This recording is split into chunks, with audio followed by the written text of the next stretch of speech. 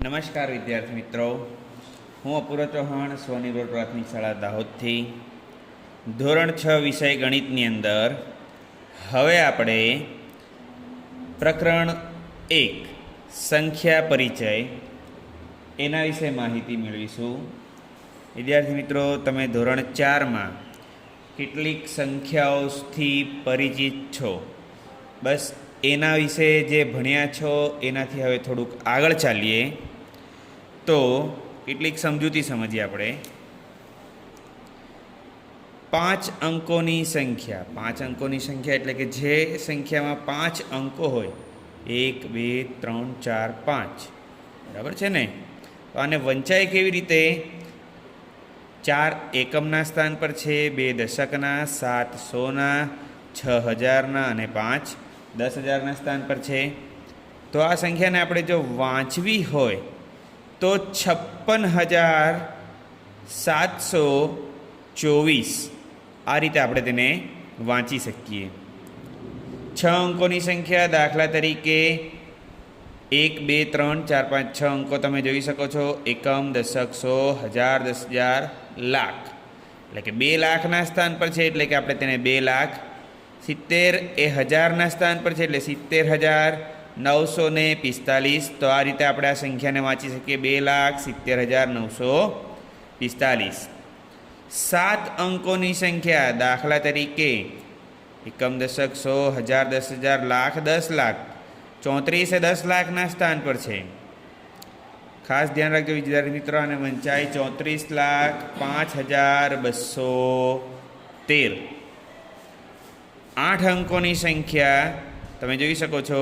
8 અંકોની સંખ્યામાં એકમ, દશક, 100, હજાર, 10,000, લાખ, 10 લાખ. 6 કયા સ્થાન પર છે? કરોડના સ્થાન પર છે. આ બધી જ વસ્તુ મિત્રો તમે ધોરણ 5માં શીખીને આવ્યા છો કે એકમનું સ્થાન, દશકનું સ્થાન, 100નું સ્થાન, હજારનું સ્થાન, 10,000નું સ્થાન, લાખનું, 10 લાખનું, કરોડનું, 10 કરોડનું.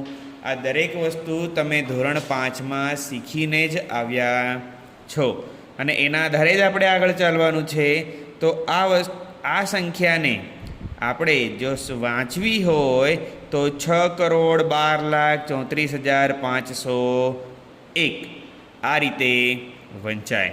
બરાબર છે ને મિત્રો? કોઈ પણ સંખ્યામાં 1 ઉમેરતા તે સંખ્યાની તરત પછીની સંખ્યા મળે અને કોઈ પણ સંખ્યામાંથી 1 બાદ કરતા તે સંખ્યાની તરત પહેલાંની સંખ્યા મળે. દાખલા તરીકે 3,456 માટે તો 3,456માં 1 ઉમેરીએ તો 3,457 એટલે કે એના પછીની સંખ્યા મળી. જ્યારે 1 બાદ કરતા તરત પહેલાંની, તો આપણે જોઈએ કે 3,456માંથી 1 બાદ કરીએ તો 3,455 એ તરત પહેલાંની સંખ્યા છે. બરાબર છે? તો હવે ખબર પડી કે કોઈ પણ સંખ્યામાં 1 ઉમેરતા તેના પછીની સંખ્યા મળે અને બાદ કરતા તેના પહેલાંની સંખ્યા મળે. હવે આપણે 2 સંખ્યાઓની સરખામણી કરી જોઈએ. તો 2 સંખ્યાની સરખામણી કેવી રીતે થાય? આપણે જાણીએ છીએ કે 1 અંકની સંખ્યા કરતાં 2 અંકની સંખ્યા કેવી હોય? મોટી હોય છે. 2 અંકની સંખ્યા કરતાં 3 અંકની સંખ્યા મોટી હોય. 3 અંકની સંખ્યા કરતાં 4 અંકની સંખ્યા મોટી હોય. આ રીતે 3 અંકની 2 સંખ્યાઓમાં 100ના સ્થાનના અંક જુદા જુદા હોય તો જે સંખ્યાનો 100નો અંક મોટો તે સંખ્યા મોટી. દાખલા તરીકે આપણે આ 2 સંખ્યાઓની જ વાત કરીએ. અહીંયા આપણે જોઈ રહ્યા છીએ. હવે અહીંયા છે 3,456 અને 3,457. તો આ જ 2 સંખ્યાઓની અંદર આપણે જોઈએ તો અહીંયા એકમ, દશક, 100 અને હજાર, એકમ, દશક, 100 અને હજાર. મિત્રો, કમ્પેરિઝન કરવામાં હંમેશા આગળની સંખ્યા જોવાની. 4 અંક અહીં પણ છે, 4 અંક અહીં પણ છે. હવે અહીંયા 3 છે, અહીંયા પણ 3 છે, અહીંયા 4 છે, અહીંયા પણ 4 છે. એટલે કે હજારના સ્થાન પર 3 હતા તો અહીંયા પણ હજારના સ્થાન પર 3, અહીંયા સોના સ્થાન પર 4 છે તો અહીંયા પણ સોના સ્થાન પર 4 છે, અહીંયા દશકના સ્થાન પર 5 છે તો અહીંયા પણ દશકના સ્થાન પર 5 છે, અહીંયા એકમના સ્થાન પર 6 છે પરંતુ અહીંયા એકમના સ્થાન પર 7 છે, એટલે કે આ સંખ્યા મોટી. તો જ્યારે પણ આપણે કઈ સંખ્યા મોટી અને કઈ સંખ્યા નાની એવું આ રીતે તપાસવું હોય કે ચકાસવું હોય તો આપણે આ રીતે આગળથી જે અંકો છે એને જે અંક મોટા હોય અથવા તો કેટલા અંકોની સંખ્યા છે, જ્યારે બંને સંખ્યાના અંકો સરખા હોય તો આ રીતે આપણે તેને તપાસી શકીએ. 3 અંકની બે સંખ્યાઓમાં સોના અને દશકના સ્થાનના અંક સરખા હોય તો જે સંખ્યાનો એકમનો અંક મોટો હોય તે સંખ્યા મોટી. તો મિત્રો હવે ખબર પડી, 4 અંકની બે સંખ્યાઓમાં જે સંખ્યાનો હજારનો અંક મોટો હોય તે સંખ્યા મોટી.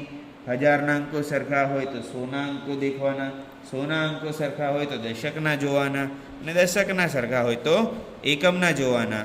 આ રીતે તમે અંકોની ચકાસણી કરી અને કયા અંકો નાના છે અને મોટા છે તે જોઈ શકો છો.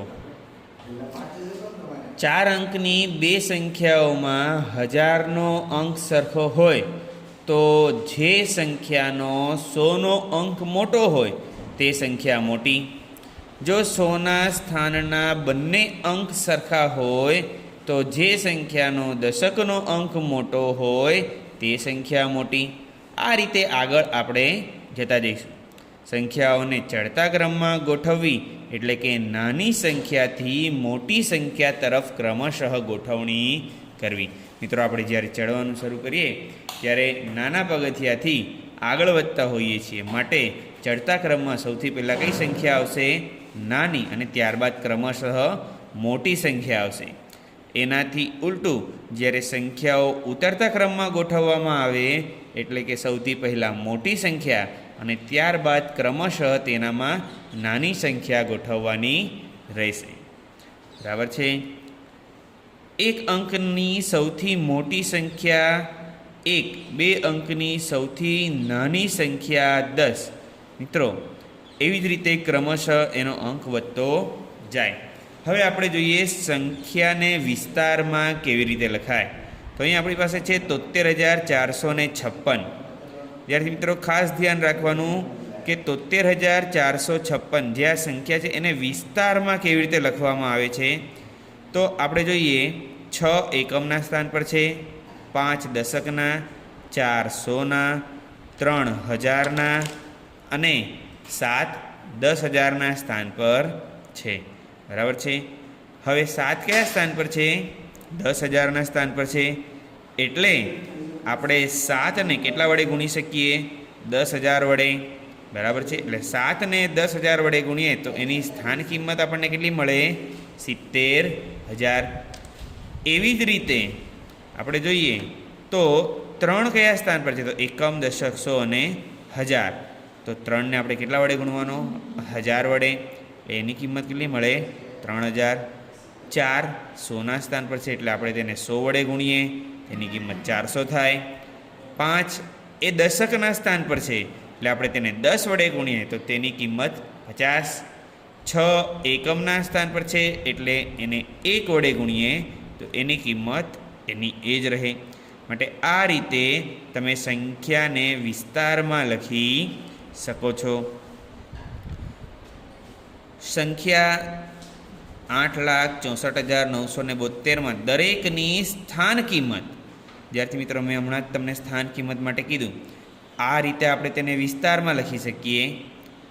આ રીતે આપણે તેને સ્થાન કિંમત. તો 8ની સ્થાન કિંમત કેટલી છે? તો એકમ, દશક, 100, 1000, 10,000, લાખ. 8 એ લાખના સ્થાન પર છે એટલે તેની કિંમત 8 લાખ હશે. બરાબર છે. 6 એકમ, દશક, 100, 1000, 10,000. 6 એ 10,000ના સ્થાન પર છે તો તેને 10,000 વડે ગુણીએ તો 10 છંગ 60 એટલે એની કિંમત કેટલી થાય? 60,000. 4 એ 1000ના સ્થાન પર છે એટલે તેને 1000 વડે ગુણતા તેની સ્થાન કિંમત 4,000 થાય. 9 એ 100ના સ્થાન પર છે એટલે તેને 100 વડે ગુણતા તેની સ્થાન કિંમત 900 થાય. 7 એ દશકના સ્થાન પર છે એટલે તેને 10 વડે ગુણતા તેની સ્થાન કિંમત 70 થાય. અને 2 એ એકમના સ્થાન પર છે એટલે તેને 1 વડે ગુણતા તેની સ્થાન કિંમત તેની તે જ રહે. તો આ રીતે તમે સંખ્યાની સ્થાન કિંમત લખી શકશો. જેમ આપણે આગળ જોઈશું તેમ તમને સંખ્યાની સ્થાન કિંમત અને વિસ્તારમાં કેવી રીતે લખવામાં આવે છે તે તમને તેનો ખ્યાલ આવશે. હવે વિદ્યાર્થી મિત્રો, આપણે કેટલાક પ્રયત્નો દ્વારા સમજીએ. શું તમે તરત જ કહી શકશો કે દરેક હારમાં સૌથી મોટી અને સૌથી નાની સંખ્યા કઈ છે? તો અહીંયા આપણે જોઈએ તો 382 આ 3 અંકોની સંખ્યા છે. 4972 આ 4 અંકોની સંખ્યા છે. 18 2 અંકોની. 59785 એ 5 અંકોની સંખ્યા છે. 750 એ 3 અંકોની સંખ્યા છે. વિદ્યાર્થી મિત્રો, આપણે આનામાં એ જોવાનું છે કે સૌથી નાની અને સૌથી મોટી તો આપણે કેટલા અંકો છે તેના આધારે અહીંયા 3 અંકો છે, અહીંયા 5, અહીંયા 2, અહીંયા 4 અને અહીંયા 3.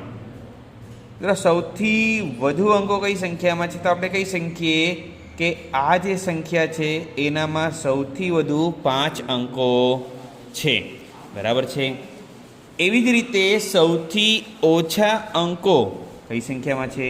તો એની પાસે જે આ 2 અંકોની સંખ્યા છે એનામાં સૌથી ઓછા અંકો છે. તો આપણે એવું કહી શકીએ કે આ સંખ્યા સૌથી નાની છે. બરાબર છે ને? તો આ રીતે તમે અંકોના આધારે કઈ સંખ્યા મોટી છે અને કઈ સંખ્યા નાની છે તે નક્કી કરી શકશો. એવી જ રીતે આ 3 સંખ્યા જે છે એ તમારે જાતે કરવાની છે કે કઈ સંખ્યા સૌથી નાની છે અને કઈ સંખ્યા સૌથી મોટી છે. ત્યારબાદ આગળ જોઈએ તો મોટી અને નાની સંખ્યા શોધો. મોટી અને નાની સંખ્યા માટે અહીંયા તમે જોઈ શકો છો કે આ દરેક સંખ્યાઓ 1 2 3 4 1 2 3 4 1 2 3 4 1 2 3 4 દરેક સંખ્યાઓ 4 અંકની છે. હવે આપણે યાદ રાખો જે સમજ્યા હતા એના આધારે જોઈએ કે જે સંખ્યામાં બરાબર છે એકમ, દશક, સો અને હજાર, 1000નો અંક મોટો તે સંખ્યા મોટી. તો આપણે 1000નું સ્થાન જોઈએ. અહીંયા પણ 4 છે, અહીંયા 4 છે, અહીંયા 4 છે અને અહીંયા પણ 4 છે. ચારે 4 સંખ્યાઓમાં 1000ના સ્થાન પર 4 છે. જ્યારે આ ચારેય અંકો સરખા હોય ચારે સ્થાનમાં તો ત્યારબાદ કયું સ્થાન જોવાનું? સોનું. અહીંયા સોના સ્થાન પર 5, અહીંયા સોના સ્થાન પર 8, અહીંયા 3 અને અહીંયા 4. તો હવે ખબર પડી આપણને કે કયો અંક સૌથી મોટો છે? તો 8. એટલે આપેલી આ જે સંખ્યા છે એ કેવી હશે? સૌથી મોટી.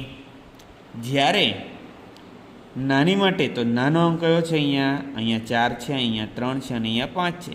આપણે કહી શકીએ કે 3. તો આ જે સંખ્યા છે એ કેવી છે? સૌથી નાની.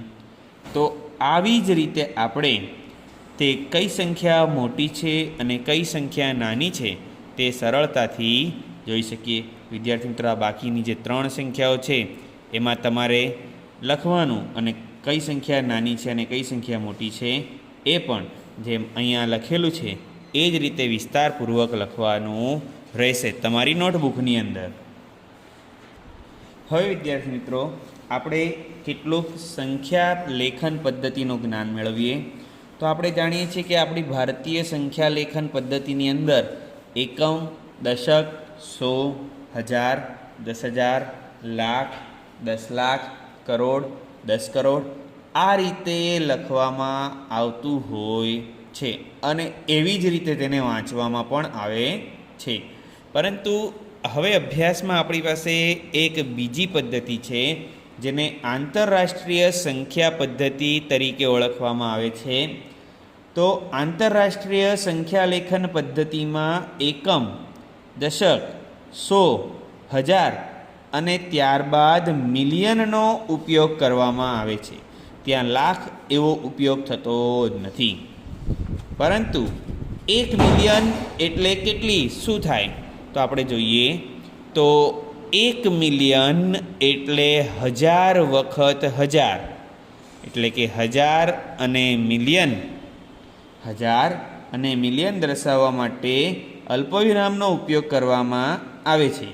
1 મિલિયન એટલે શું કીધું? 1000 વખત 1000. 1000 વખત 1000 એટલે 1000 ગુણ્યા 1000. તો 1000 ગુણ્યા 1000 કેટલા થશે? તો 1000 ને 1000 વડે ગુણીએ તો 1 2 3 4 5 6. એકની પાછળ કેટલા મીંડા લાગે? 6 મીંડા. આપણી ભારતીય સંખ્યા પદ્ધતિ પ્રમાણે આ કેટલા થયા? કમ દશક, 100, 1000, 10,000, લાખ, 10 લાખ. 1000 વખત 1000 એટલે કે 10 લાખ. બરાબર છે? તો 1 મિલિયન એટલે 1000 વખત 1000 એટલે કેટલા થયા? 1 મિલિયનનો મતલબ 10 લાખ એવો થાય. બરાબર છે? હવે આપણે મિલિયન દર્શાવવા માટે અલ્પવિરામનો ઉપયોગ કરવામાં આવે છે. તે જમણી બાજુથી દર 3 અંકો પછી આવે છે. પ્રથમ અલ્પવિરામ 1000 દર્શાવે છે અને તેના પછીનું અલ્પવિરામ મિલિયન દર્શાવે છે. એક ઉદાહરણ જોઈએ. તો ઉદાહરણ તરીકે આપણે જે આ સંખ્યા આપેલી છે તો આને કઈ રીતે વંચાય? તો આંતરરાષ્ટ્રીય સંખ્યા પદ્ધતિ પ્રમાણે એકમ, દશક, 100, 1000, 10,000 પછી મિલિયન, લાખ એવો એ થતો નથી. બરાબર છે? તો આને વાંચવા માટે 50,800,1592. વિદ્યાર્થી મિત્રો ખાસ ધ્યાન રાખજો. 50,801,592. આ રીતે તેને વાંચવામાં આવે છે. ભારતીય પ્રણાલીમાં તે 5,08,01,592 આ રીતે વંચાય. એટલે કે કેટલાક લાખથી 1 મિલિયન બને છે? તો મેં તમને કીધું કે ભાઈ 10 લાખ એટલે 1 મિલિયન. બરાબર છે? કેટલા મિલિયનથી 1 કરોડ બને છે? તો આ જ બધું હવે આપણે આગળ શીખીશું. 3 મોટી સંખ્યા લો, તેમને ભારતીય અને આંતરરાષ્ટ્રીય સંખ્યા લેખન પદ્ધતિ બંને માટે અભિવ્યક્ત કરો. બરાબર છે? 1 લાખ કરતાં વધુ સંખ્યા વ્યક્ત કરવા માટે આંતરરાષ્ટ્રીય સંખ્યા લેખન પદ્ધતિમાં 1 બિલિયનનો ઉપયોગ થાય છે. 1 બિલિયન બરાબર 1000 મિલિયન. બરાબર છે? તો મિત્રો આ દરેક વસ્તુ હવે આપણે અભ્યાસમાં જેમ આગળ જઈશું તેમ આપણે સમજીશું.